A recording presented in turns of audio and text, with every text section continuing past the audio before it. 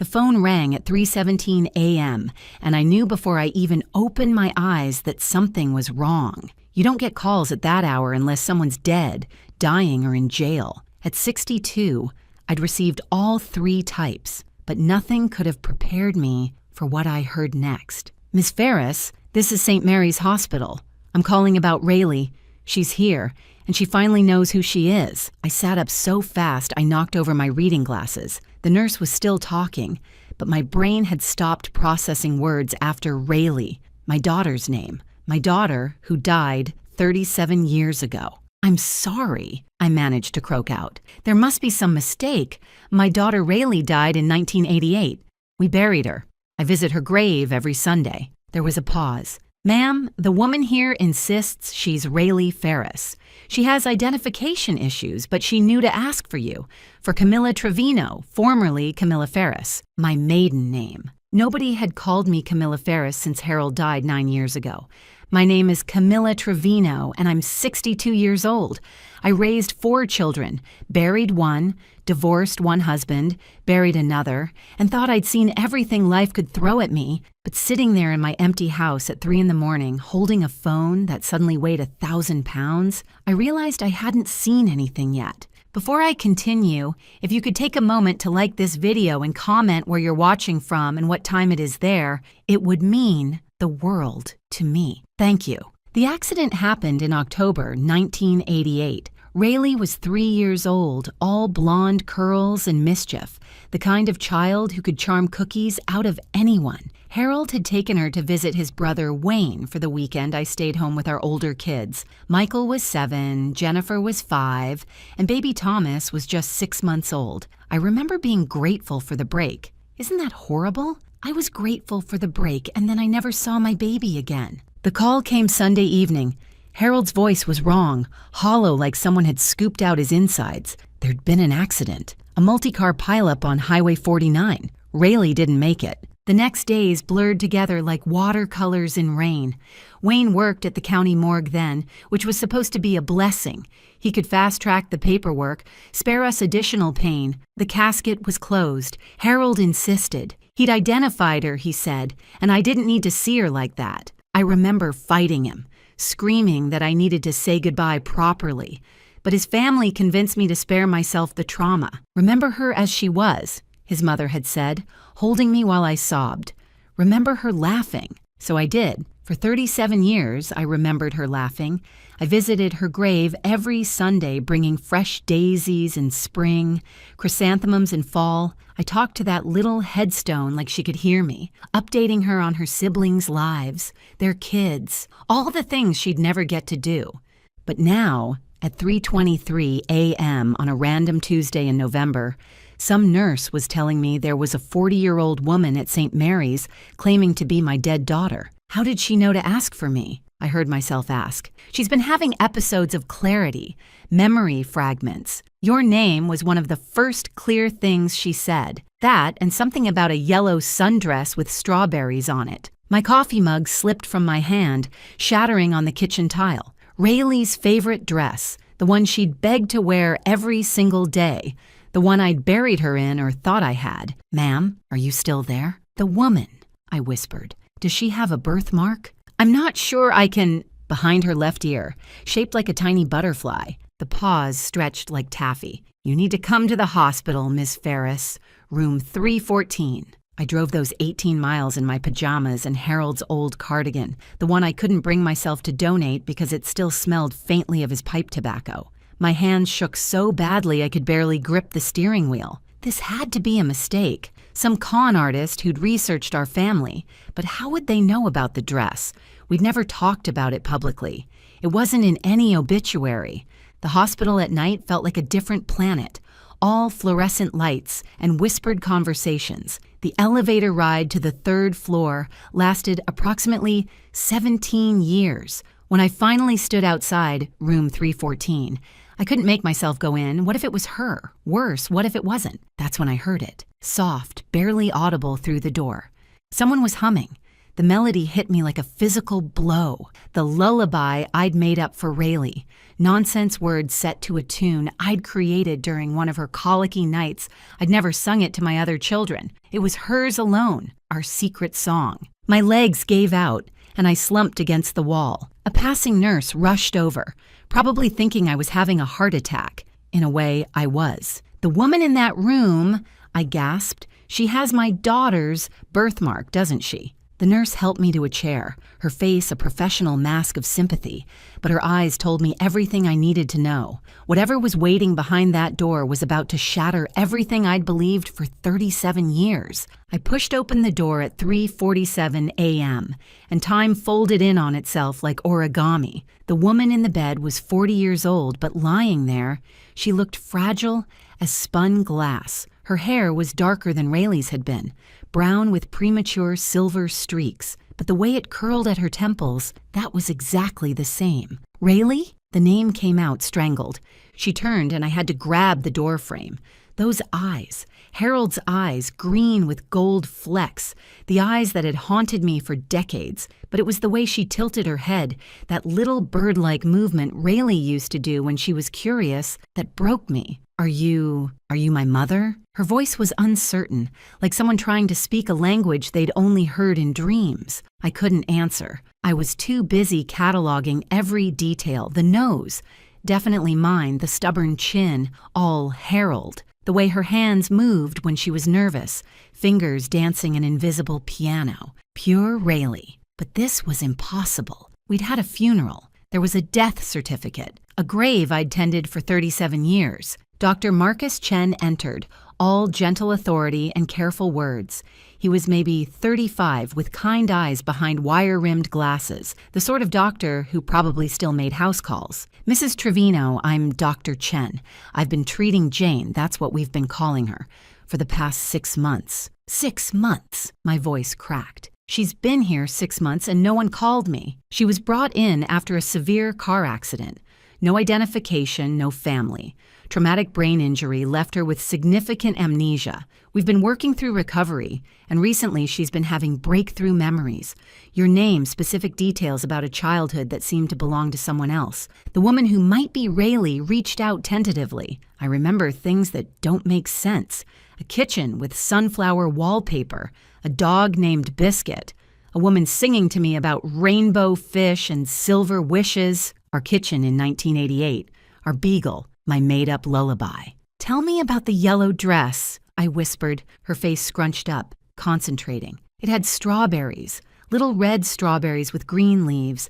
I loved it because..." She paused, frustrated. "Because you said I looked like summer sunshine in it." Those were my exact words that I'd never told another soul. "We need to be cautious," Dr. Chen said gently.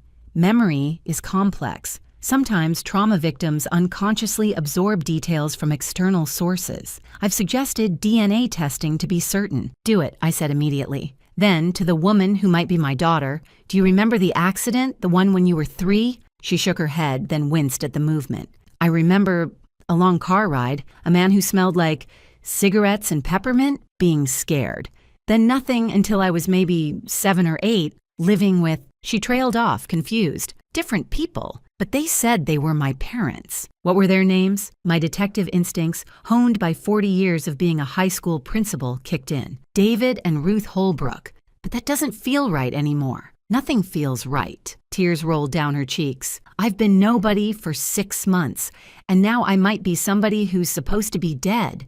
Do you have any idea how insane that sounds? I sat on the edge of her bed, my hand hovering over hers, afraid to touch, afraid not to. "Honey, I once caught a student who'd trained a hamster to steal hall passes. After teaching teenagers for 30 years, nothing sounds insane anymore." She laughed, a surprised, rusty sound. And suddenly she was 3 again, giggling at my silly faces. That's when I saw it. When she laughed, her head tilted back, revealing the spot behind her left ear. The birthmark was there, faded but unmistakable, a tiny butterfly ready to take flight. "Oh my God," I breathed. Dr. Chen leaned in. "Mrs. Trevino." "It's her birthmark. Exactly where it should be." I turned to him, my principal voice taking over. "How fast can you run that DNA test? 72 hours for a standard test, but I can push for priority processing. Do it. And I want to see everything. Her medical records, how she was found, everything. The next 2 hours blurred together.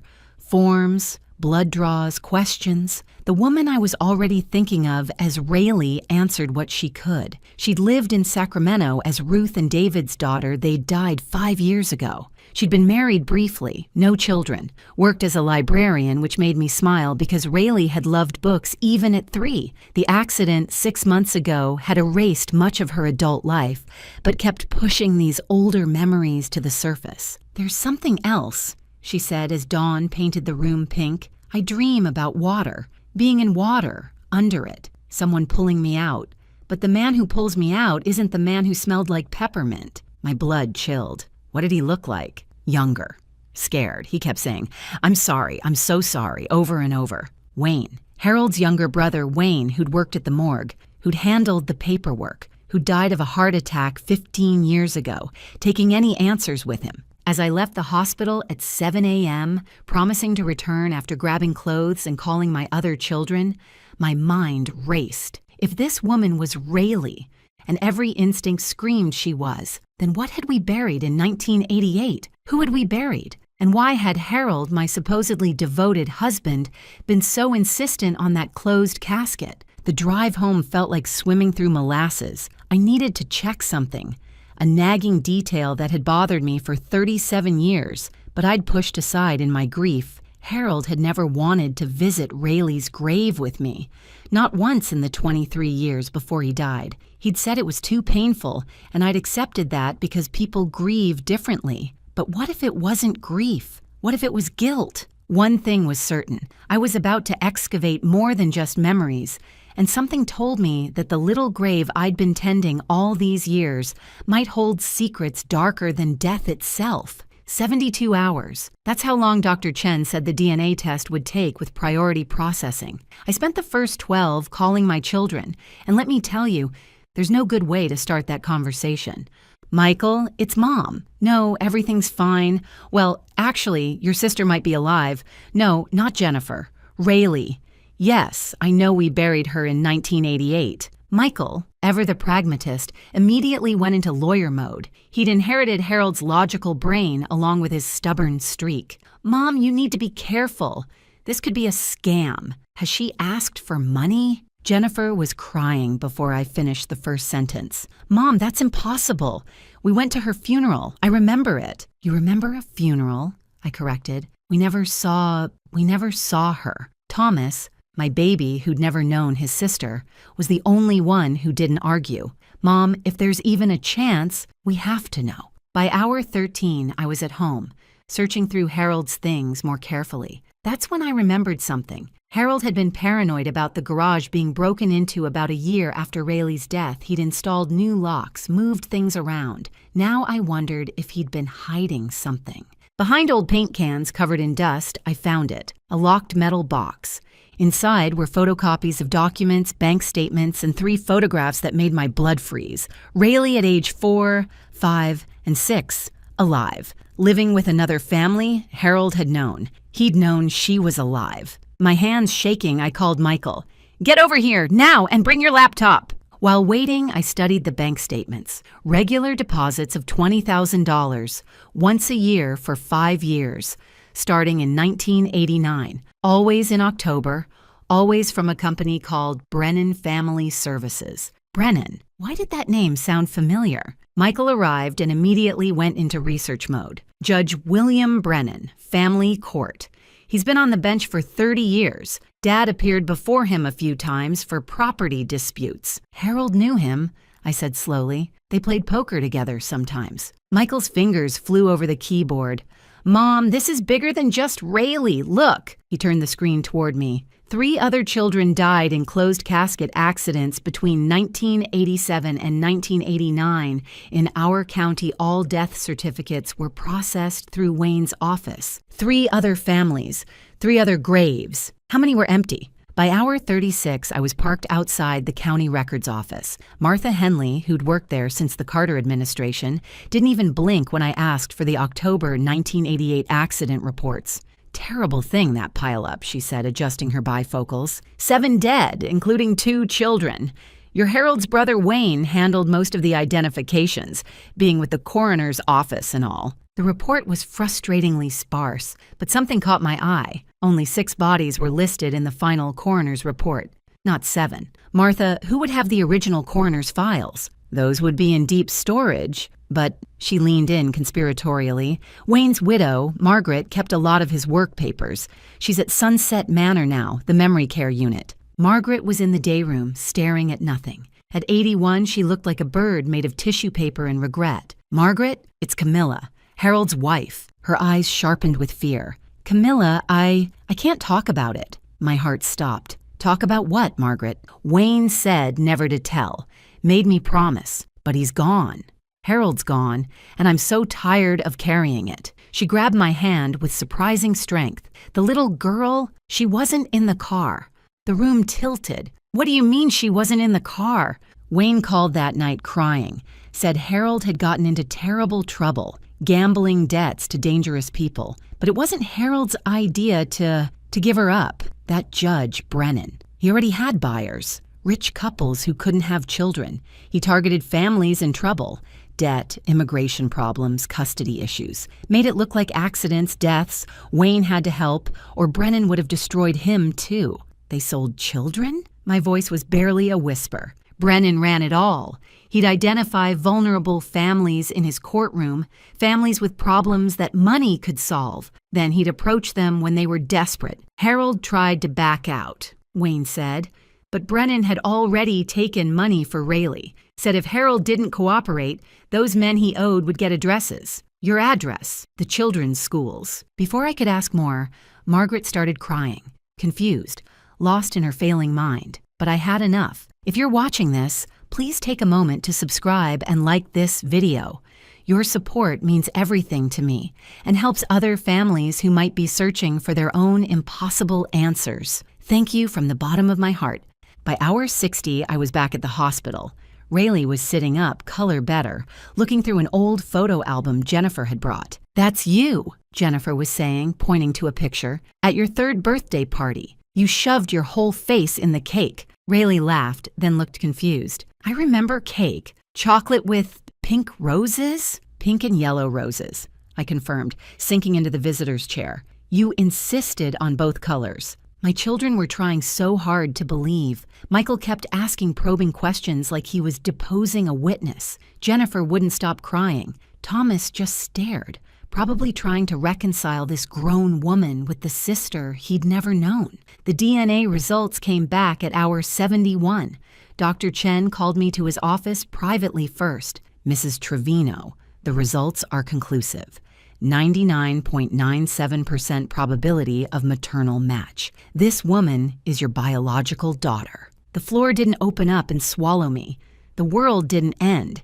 It just kept spinning while everything I'd believed for 37 years rearranged itself like a sliding puzzle. How was all I managed? That's not a medical question I can answer.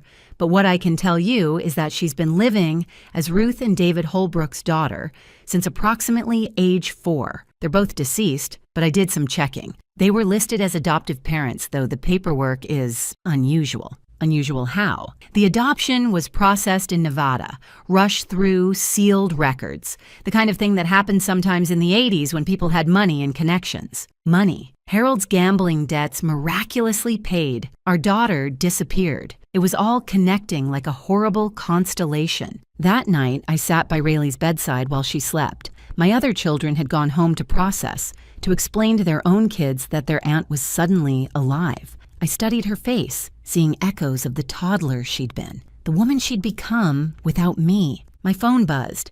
An unknown number had sent a text.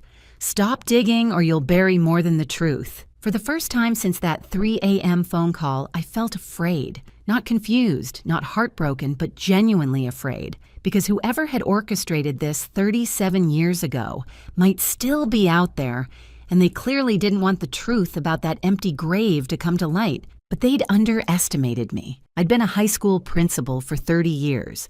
I'd faced down drug dealers recruiting on campus, parents who thought their precious angels could do no wrong, and a superintendent who'd tried to embezzle from the music program.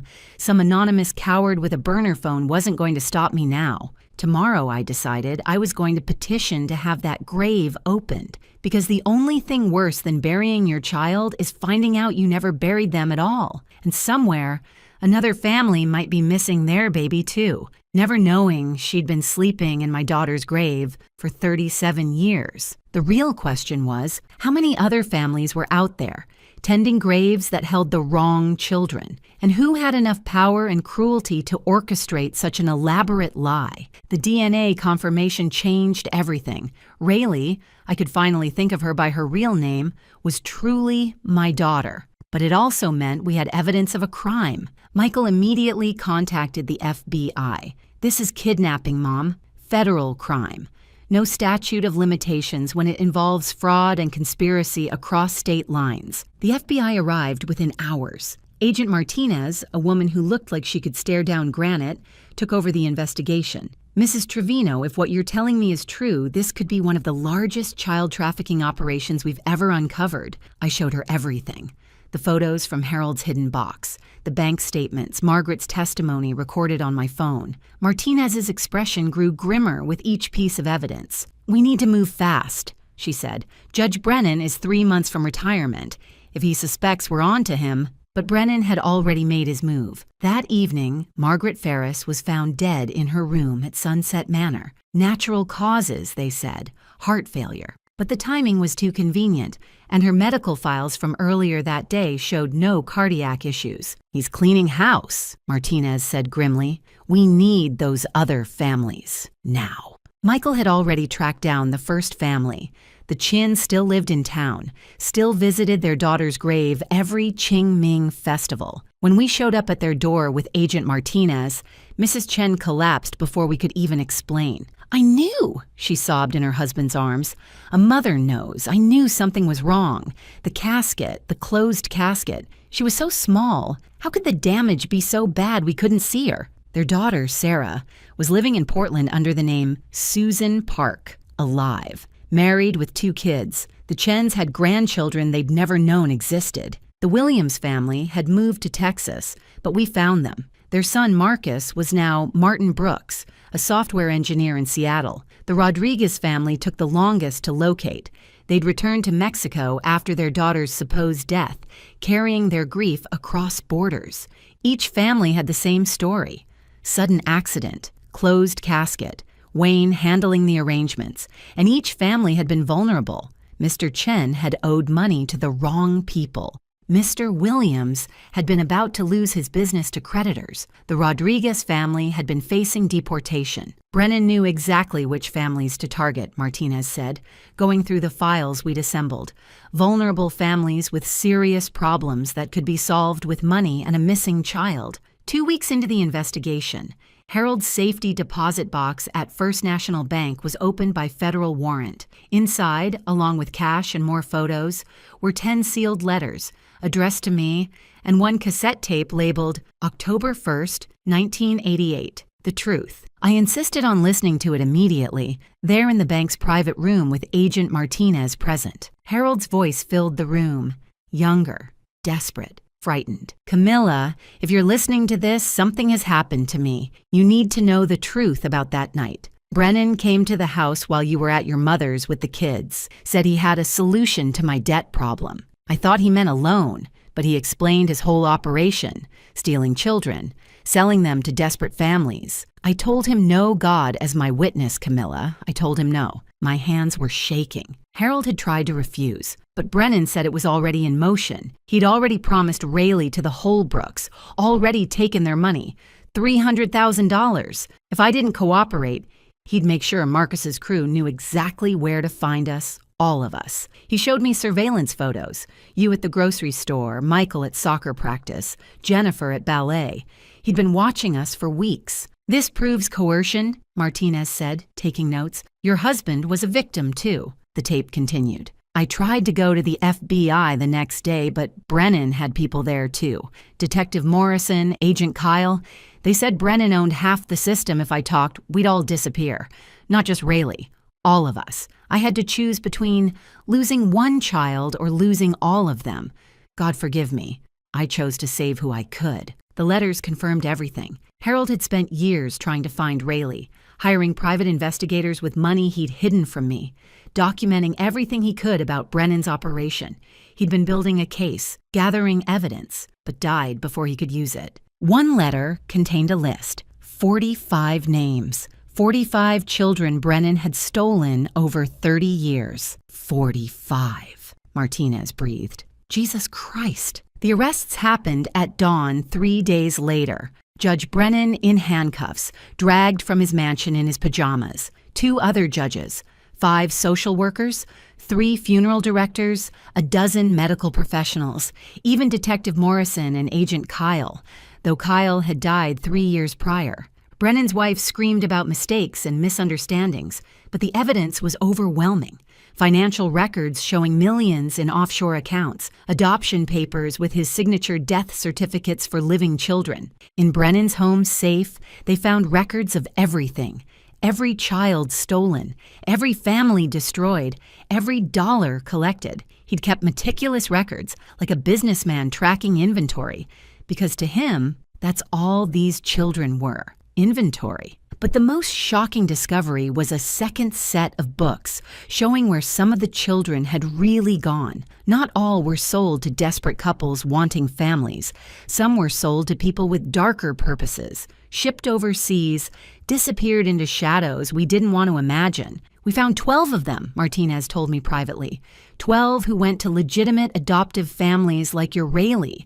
The others, she shook her head, were working with international agencies, but after 40 years, the media explosion was instant. The stolen children, a judge's 30-year conspiracy. Every news outlet in the country wanted our story. My lawn became a circus of satellite trucks and reporters.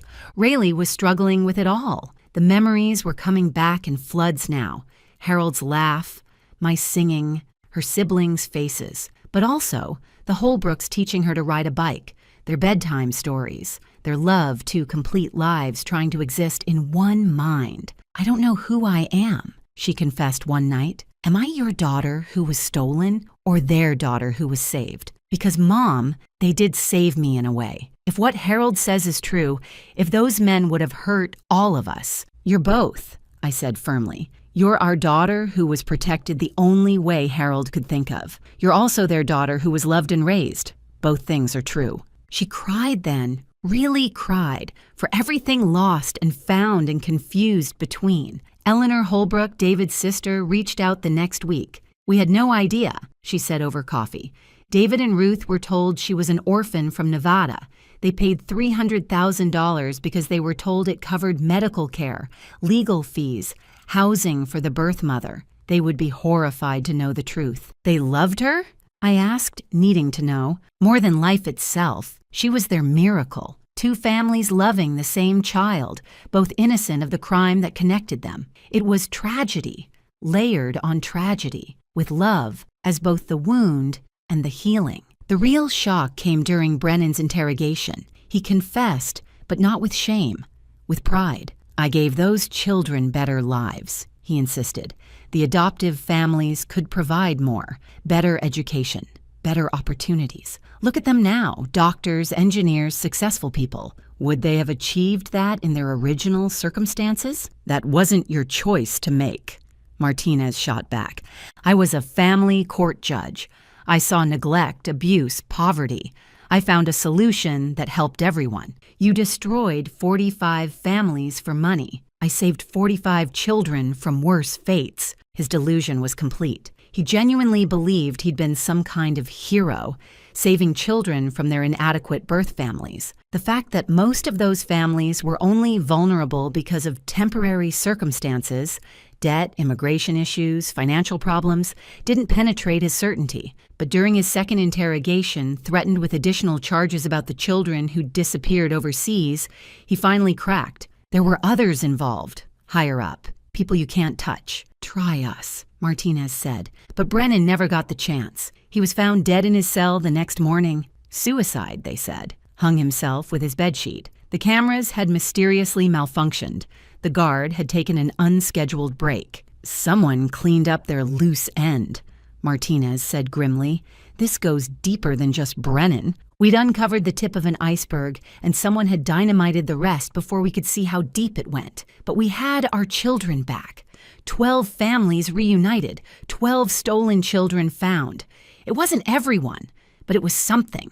With Brennan dead, the investigation hit a wall. But I wasn't done digging. Harold had left more clues, and I was going to follow every single one. In his final letter, Harold had mentioned a storage unit. Unit 47 at Secure Store on Madison, paid through 2030. Everything I couldn't keep at home. Michael and I went together, Agent Martinez meeting us there with a warrant. The unit was small, cramped, and filled with boxes labeled by year. Harold had been investigating for 28 years. The 1989 box contained surveillance photos. Harold had hired someone to follow Rayleigh and the Holbrooks, first day of kindergarten, Christmas morning through a window birthday parties in the backyard, my daughter growing up in someone else's life, documented by her father who couldn't reach her. He was watching over her, Michael said softly. The only way he could. The 1995 box held something different, correspondence with other parents. Harold had found 3 other families whose children had died around the same time. They'd formed a secret group, meeting monthly in different cities, trying to piece together what had happened, but one by one, they'd given up or died. Harold was the last one still searching. The 2010 box was the jackpot. Harold had somehow gotten access to Brennan's computer files, probably through the private investigator he'd hired. Spreadsheets of children, dates, amounts, locations, but also something else, references to the network. This is bigger than just Brennan, Martinez said, studying the files. He was middle management. There's a whole organization. The network, according to Harold's notes, operated in 12 states. Judges, social workers, doctors, funeral directors, all strategically placed to identify vulnerable families and facilitate the trafficking. Brennan was just the regional coordinator for Northern California. 45 children in our region alone, Martinez calculated.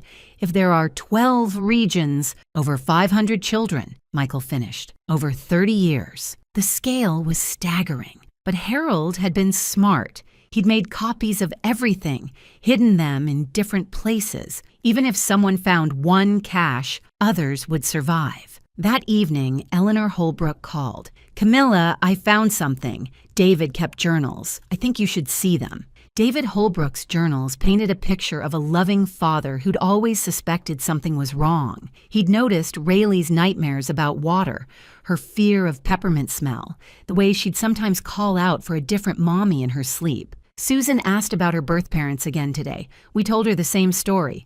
Car accident, no surviving family, but she looked at me like she knew I was lying. How can a 7-year-old's eyes hold such accusation? Another entry. Ruth wants to hire a therapist. Susan keeps drawing pictures of a yellow dress she says she remembers, but we never bought her anything like that. Where do these memories come from? They'd known something was wrong but loved her too much to dig deeper, afraid of what they'd find. David tried to investigate once, Eleanor told me, when Susan was 15, but he got a visit from some men who suggested he stop looking into the adoption. They knew things about his business, about Ruth's medical history. The threat was clear.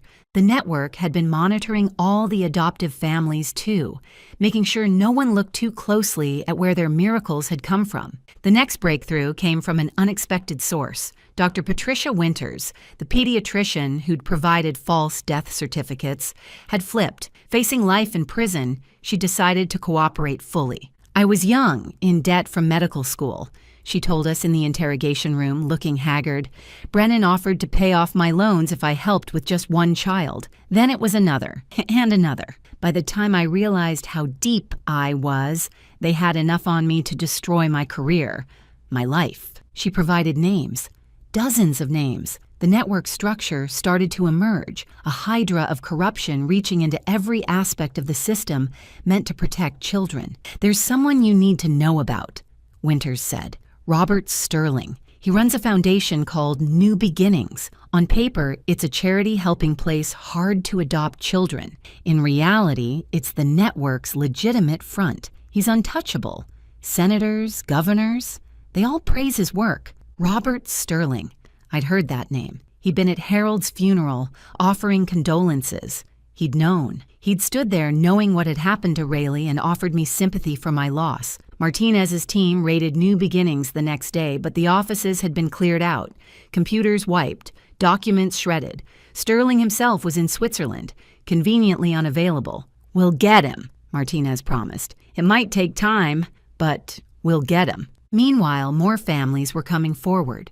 The support group now had 30 members, all navigating the impossible space between grief and joy. Some had found their children alive. Others had confirmed their worst fears. Their children really had died, just not when or how they'd been told. Rayleigh was slowly building a relationship with her siblings. Michael, the protective older brother, Jennifer, the emotional sister, Thomas, the younger brother, who'd never known her, but always felt something was missing. Family dinners were awkward, but healing, full of inside jokes she didn't understand and memories she didn't share. "I feel like an intruder sometimes," she admitted, "like I'm taking the place of their real sister." "You are their real sister," I insisted. "You're just the director's cut. Deleted scenes now restored." She laughed at that, and it sounded more like the laugh I remembered from when she was 3. One evening, going through more of Harold's papers, I found something that stopped my heart. A receipt for a storage unit in Sacramento paid for under a fake name.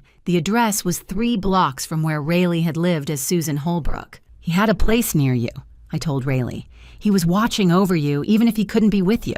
We drove to Sacramento together. The storage unit was smaller than the first, but more personal. Photos of our family covered one wall.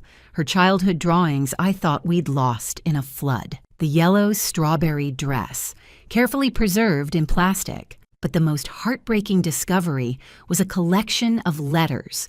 One for every birthday, every Christmas, every milestone Harold had missed. All addressed to "my darling Rayleigh," all unsent. "Today you turned 16. I wonder if you still love chocolate cake with pink and yellow roses.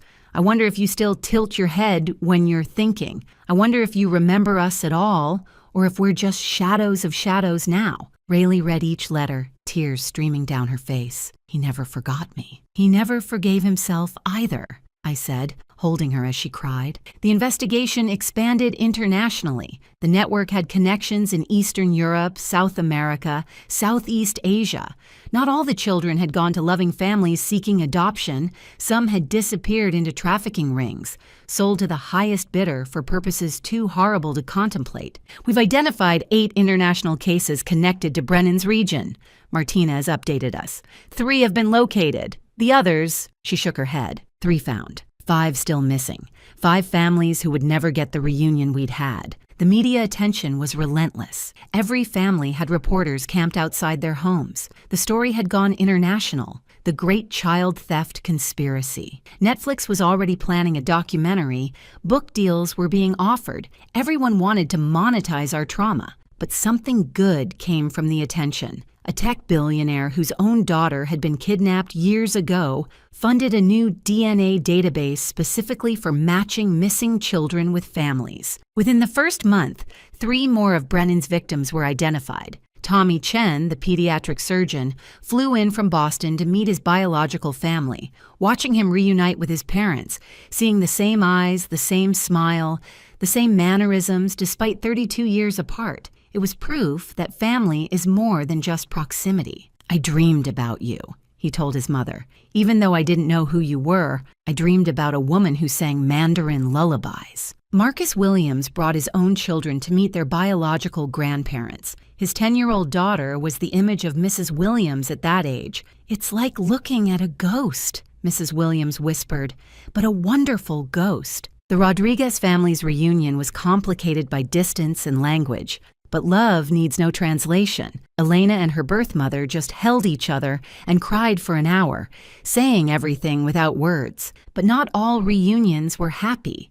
Some of the stolen children wanted nothing to do with their birth families. They'd built lives, had families of their own, and didn't want to disrupt everything for strangers who happened to share DNA. It's their choice, I told a mother whose son had refused contact. We lost the right to demand anything when we lost them, even if it wasn't our fault. The support group evolved, helping families navigate not just reunions but rejections, partial connections, complicated relationships.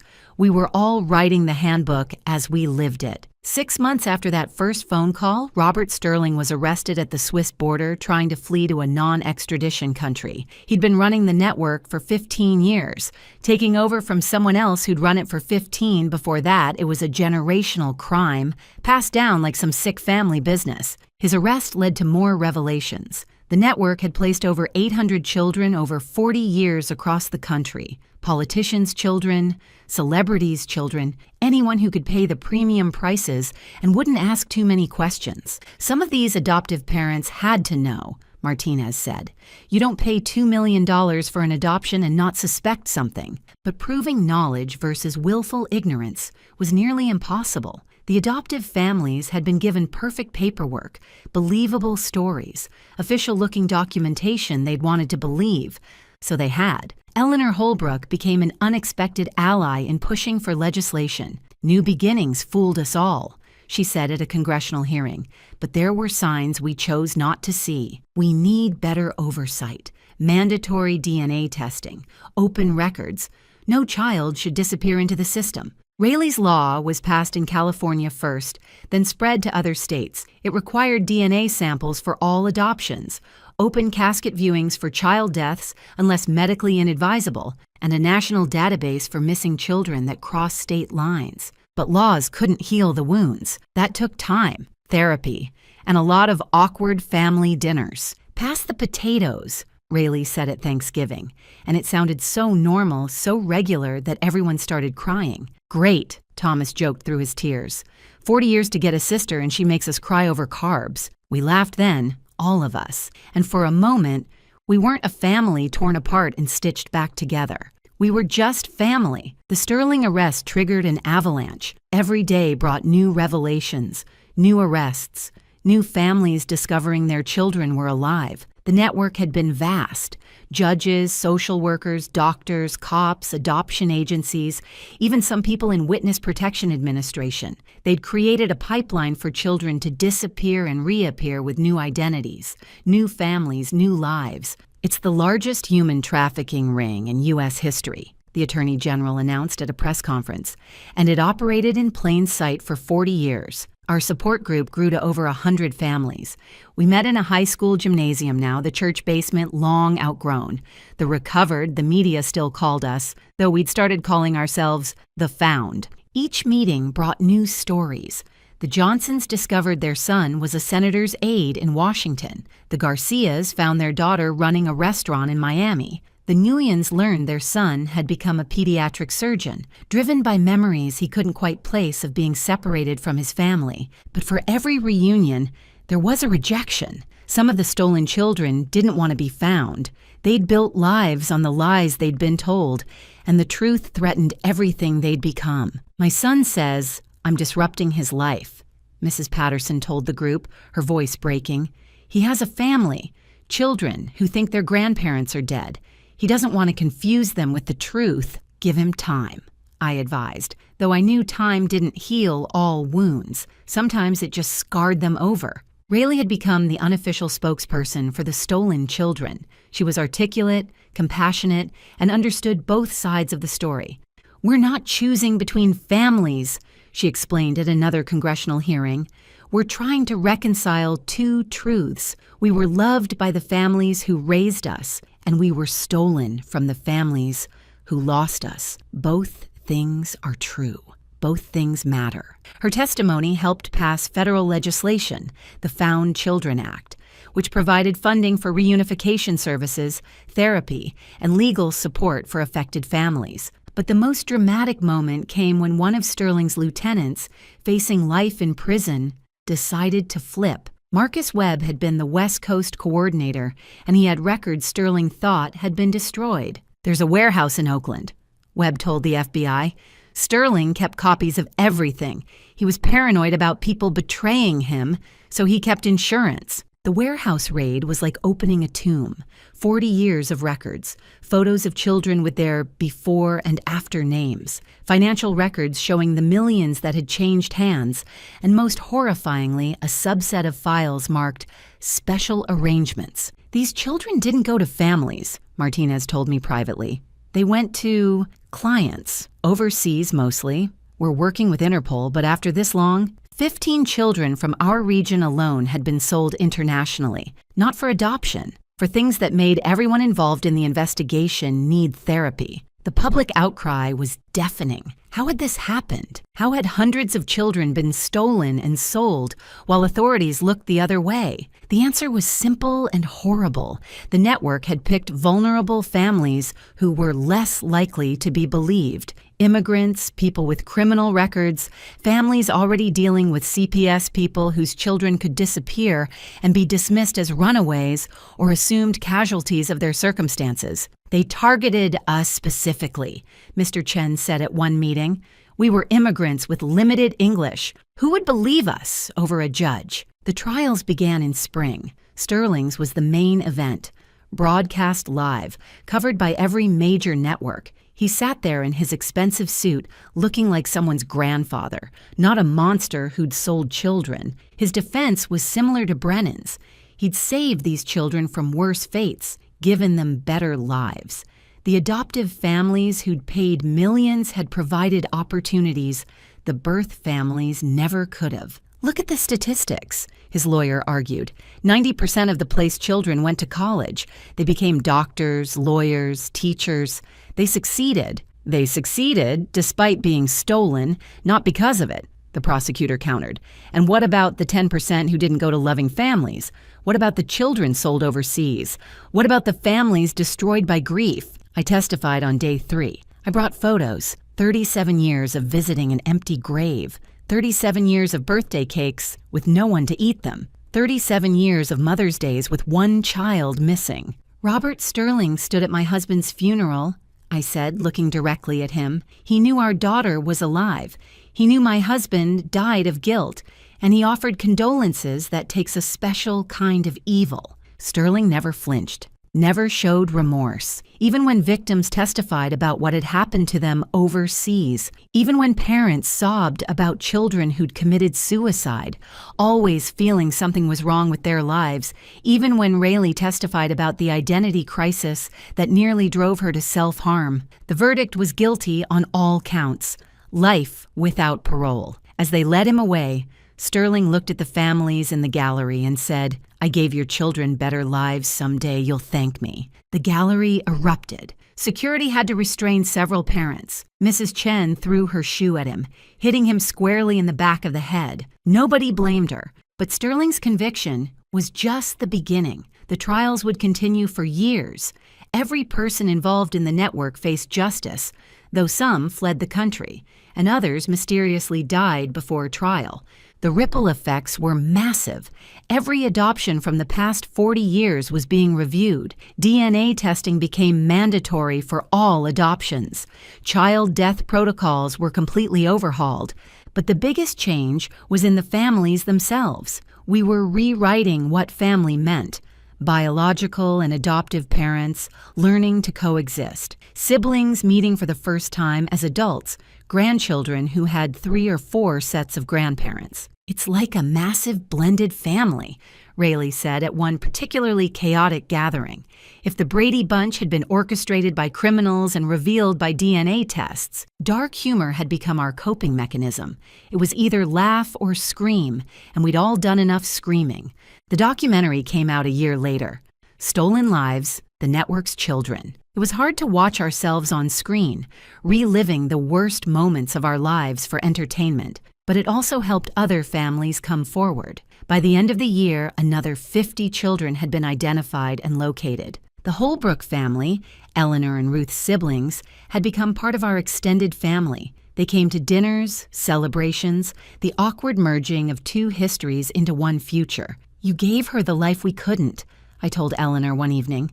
"Whatever the circumstances, David and Ruth loved her. That matters. And you gave her life itself, Eleanor replied, and now she has all of us. The financial settlements from the civil suits were substantial. The government, admitting failure of oversight, established a fund for affected families. Sterling's assets were seized and distributed. Some families donated their settlements to missing children organizations. Others used them to finally give their returned children the opportunities they'd missed. Rayleigh used hers to establish a foundation, the Empty Grave Project, dedicated to finding the remaining missing children and supporting families through reunification. Every empty grave represents a possibility, she said at the launch. A child who might still be out there, living under another name, feeling like something's always been missing. We're going to find them all. 3 years after that first phone call, we'd found 73 of the 81 children stolen from our region. 8 remained missing,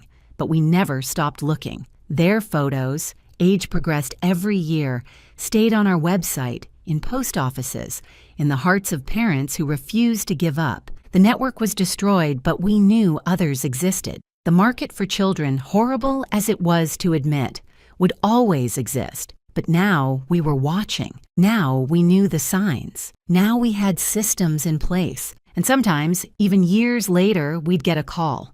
Another child found. Another family reunited. Another empty grave explained. The biggest revelation came 3 years after Sterling's conviction, from the most unexpected source. Harold's cousin Dennis, who'd been dying of cancer, asked to see me. We'd never been close. He'd lived in Florida, only visiting for funerals and weddings, but he said he had something important to tell me. Harold came to me in 1988. He wheezed from his hospice bed, right after Rayleigh was taken. He was desperate, talking about killing Brennan, killing himself. I convinced him to live for his other children. Why didn't you tell anyone? I asked, trying not to sound accusatory to a dying man. Because I was part of it, he confessed. Not the network, but I knew people.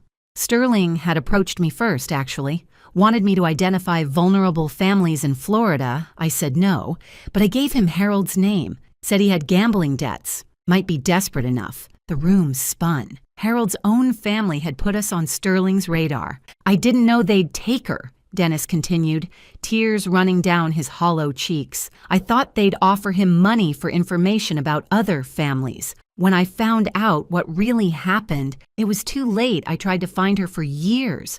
Spent everything I had on private investigators. That's how Harold got some of his information.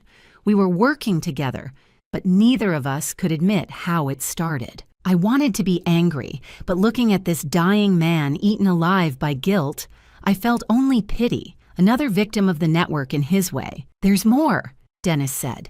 I found 3 of them, 3 of the missing children. They're adults now, living in Latin America.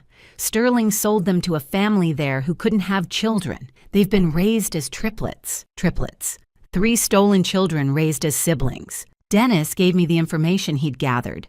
The Ramirez family in Costa Rica had 3 children, all born within months of each other, all adopted through private arrangements in 1989. The DNA was a match to 3 different missing families from the network's list. Agent Martinez, now heading a special task force on historical child trafficking, took over. The operation to contact the families and the stolen children, now adults in their 40s, was delicate. They had no idea they were stolen. Their adoptive parents, now elderly, had no idea either. They'd been told the children were orphans from various Central American countries. The reunions were complex. 2 of the 3 wanted to meet their biological families. The 3rd refused, saying his real parents were the ones who'd raised him. All valid choices, all painful in different ways. These revelations kept coming.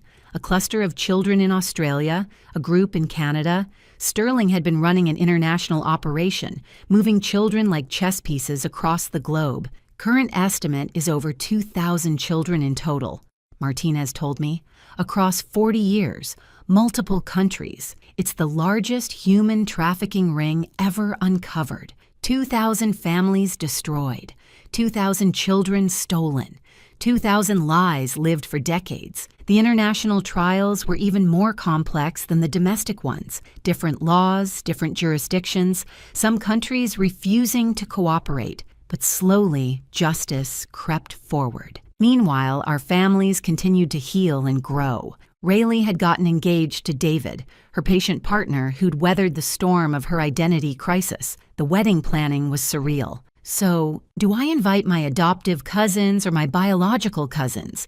she asked, staring at the guest list. "Both," I said. "We're all family now, just in a complicated way." The wedding was beautiful chaos, two sets of families merging, children who couldn't quite figure out who was related to whom, elderly relatives trying to understand how someone could have two mothers. Michael walked Rayleigh down the aisle. Harold should have been there, but Michael had stepped into that role naturally. In her bouquet, she carried a photo of Harold, David Holbrook, and Ruth Holbrook, all her parents, present in their way. "Do you, Rayleigh Susan Trevino Holbrook, take this man," the officiant began, and several guests chuckled at the length of her name.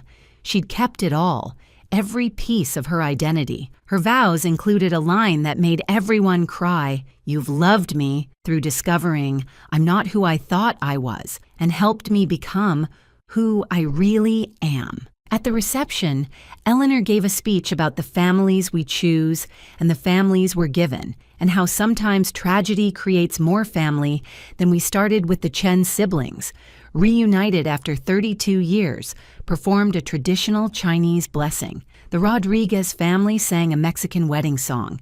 It was a celebration of survival, of found families, of love that transcends traditional boundaries. But even in celebration, we remembered the missing. A table sat empty with 8 photos, the children from our region still not found. Every event, every gathering, we remembered them. One of them, Maria Santos, was found 6 months later. She'd been living in Spain, raised by a diplomat's family. She'd always known she was adopted, but had been told her biological parents died in a car accident in Mexico. The same lie, different country. Her reunion with her family was bittersweet. Her biological mother had died 5 years earlier, never knowing her daughter was alive, but her father and siblings welcomed her back, and slowly they built new relationships on the ashes of old lies. "My mother visited an empty grave every week until she died," Maria's father told us. "She always said she felt Maria was alive somewhere. I wish she'd lived to know she was right." These stories accumulated. The documentary had turned into a series, each episode following different families. Books were written. Academic studies were conducted on the psychological effects of discovered kidnapping in adulthood. We'd become unwilling experts in a field nobody should have to know about. Rayleigh's book, The Girl in the Empty Grave, became required reading in some social work programs. She traveled the country, speaking about identity, trauma, and reconciliation. Her Empty Grave project had reunited 50 more families beyond the network's victims. "Every missing child deserves to be found," she'd say at the end of each speech. "Every family deserves answers. Every empty grave deserves investigation." The project's success led to policy changes. The National Empty Grave Database was established, comparing DNA from unidentified remains with missing persons, reports going back decades. In the first year alone, it solved 300 cold cases, most unrelated to the network, but all representing families who finally got answers. I retired from my work as a principal, but found a new calling in victim advocacy. I testified before Congress multiple times, pushing for stronger oversight of adoption agencies, mandatory DNA testing, and better support for reunified families. "We can't undo what happened," I told a Senate committee, "but we can make sure it never happens again. Every adoption should be transparent. Every child's death should be verified. Every family should have access to DNA testing." The Found Children Act was expanded, providing lifetime support for network victims and their families, therapy, legal services, financial assistance for reunification travel, acknowledgement that the government's failure of oversight had allowed this to happen. But the real work was personal. Every family had to figure out their own path, some fully integrated with biological and adoptive families merging into one large, complicated unit. Others maintained separate relationships. Some never reconciled at all. "There's no right way to do this," became our support group's motto. "There's only your way." 5 years after that first phone call, we held a massive gathering. 500 people in a convention center, stolen children, biological families, adoptive families, and the children of all of them. Generations connected by crime but sustained by love. The keynote speaker was Tommy Chen, the pediatric surgeon. "We are living proof that family is more than blood or law," he said. "We're connected by something harder to define but impossible to break. The human capacity to love despite loss, to find despite being hidden, to heal despite being broken." The empty grave memorial had been expanded to a national monument, the Garden of Found Children. Each recovered child had a rose bush planted. Each still missing child had a white stone. With their name, families came from around the world to visit, to hope, to remember. Standing there one evening, watching Rayleigh place flowers for the still missing children, I thought about Harold. He'd been weak.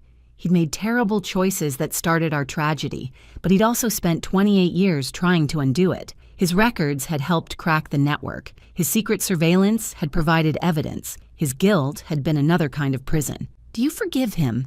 Rayleigh asked, as if reading my thoughts. "I understand him," I said after a long pause. "He was faced with an impossible choice and made the only decision he thought would protect us all. It was wrong, but it came from love and fear, not malice. I forgive him," she said quietly. "Not for letting them take me, but for spending the rest of his life trying to get me back. That took its own kind of courage." 7 years after that impossible 3 a.m. phone call, life had settled into a new kind of normal. Rayleigh and David had 2 children, Hope, now 4, and Harold, 2. Yes, she'd named her son after the grandfather he'd never meet, the man whose choices had led to her disappearance, but whose love had never stopped searching for her. "It's complicated," she'd tell people who asked about the name. But then again, what in our family isn't? The network trials had finally concluded. Sterling died in prison, unrepentant to the end.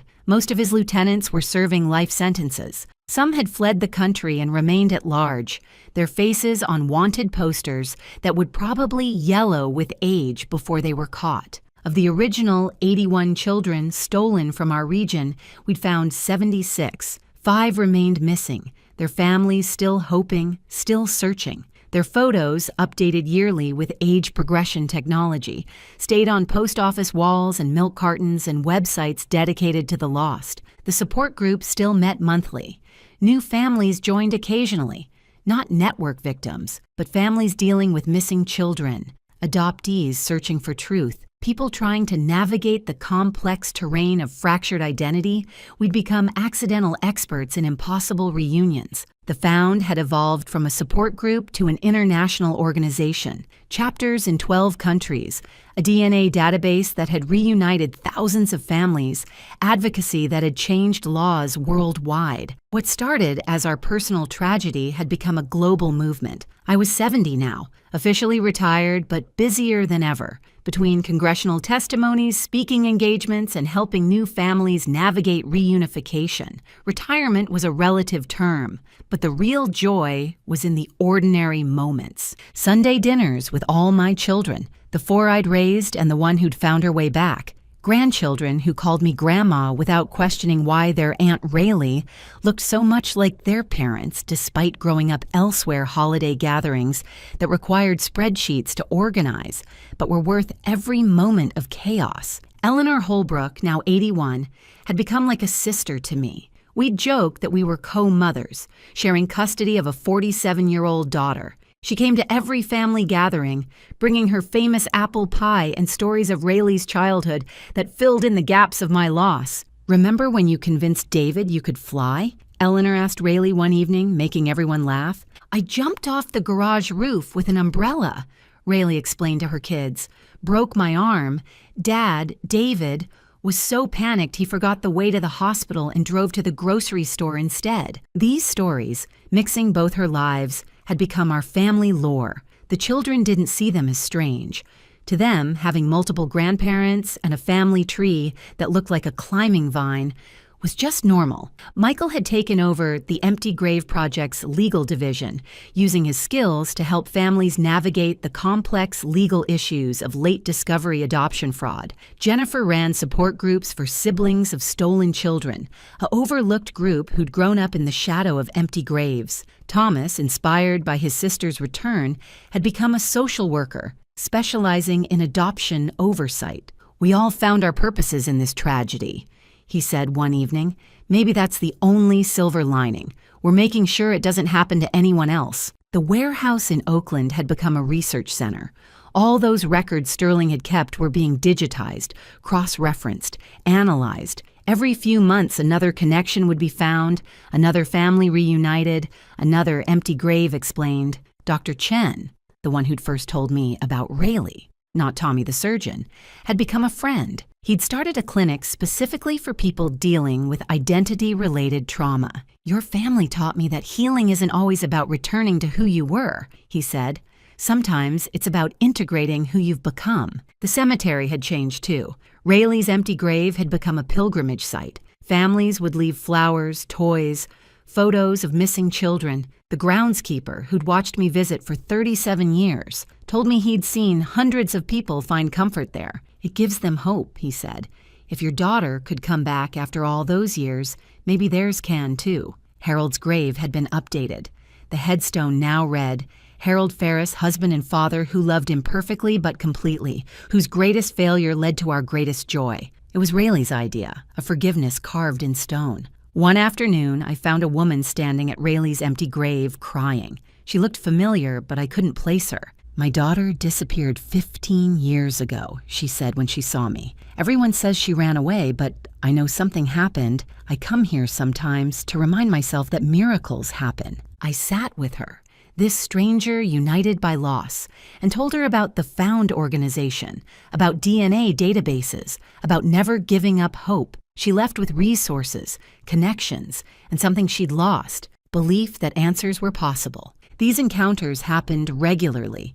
We'd become symbols of hope for families trapped in ambiguous loss. Our story, as painful as it had been, proved that sometimes the impossible happens. Sometimes the dead aren't dead. Sometimes empty graves give up their secrets. The international implications continued to unfold. A similar network was discovered in Europe, using the same methods. Another in Asia. The network hadn't been unique. It had been a franchise, a horrifying business model replicated worldwide. "We've identified over 10,000 victims globally," Martinez, now heading an international task force, told me. "Your family's story started an avalanche that's reshaping how the world handles adoption and missing children. 10,000 families, 10,000 stolen children. The number was staggering, but each represented a story like ours.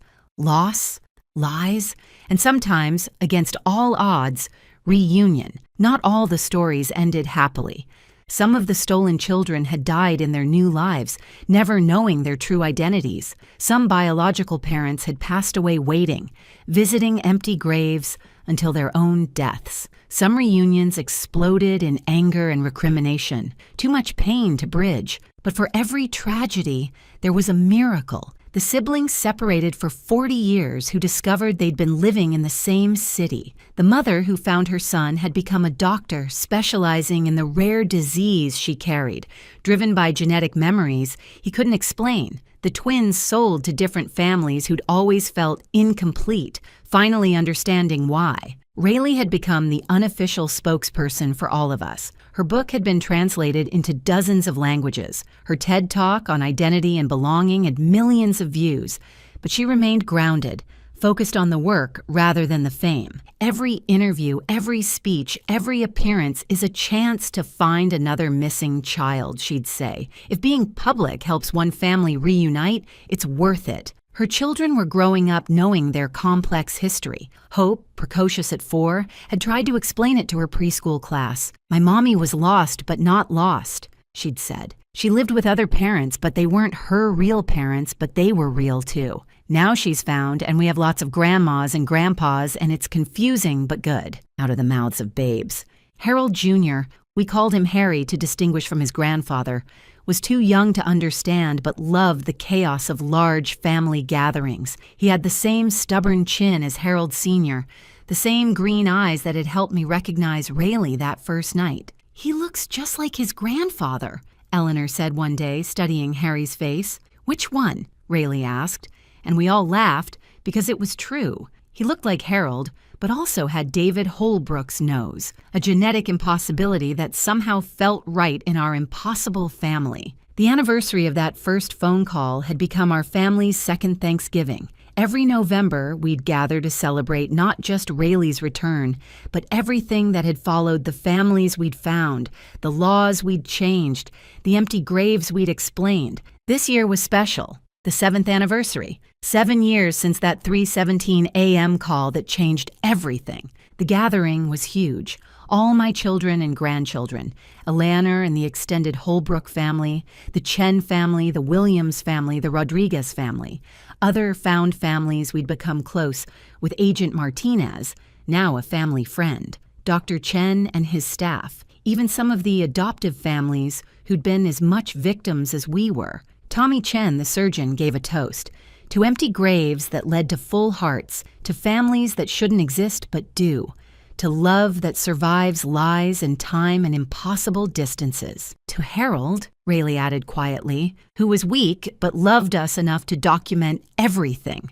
Without his guilt and his records, none of us would be here. We toasted Harold, complicated feelings and all. He'd been the catalyst for our tragedy, but also, inadvertently, for our recovery. His gambling had made us vulnerable, but his obsessive documentation had helped destroy the network. He was both villain and victim, perpetrator and hero, lost and found in his own way. After dinner, Rayleigh pulled me aside.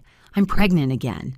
"That's wonderful." I hugged her, then paused. "Boy or girl?" "Girl." "We're naming her Camilla Ruth, after both her grandmothers. Both her grandmothers, me and Ruth Holbrook, united in a granddaughter who would carry both our names. It was perfect in its complexity. That night, after everyone had gone home, I stood in my backyard looking at the stars. Harold and I used to do this when the kids were young, stealing moments of quiet after bedtime chaos. I could almost feel him beside me, the ghost of the man he'd been before October. 1988 broke him. "We found her," I whispered to the darkness. "She's beautiful and complicated and angry and forgiving, and she's ours, all of ours. You were wrong to let them take her, but you were right that she'd be loved, just by more people than either of us imagined." A shooting star crossed the sky. Coincidence, surely, but I took it as a sign. Harold knew. Wherever he was, he knew his daughter had come home. The next morning brought news. Another network child had been found. A 60-year-old man in Sweden who'd always felt something was missing. DNA confirmed he was one of ours.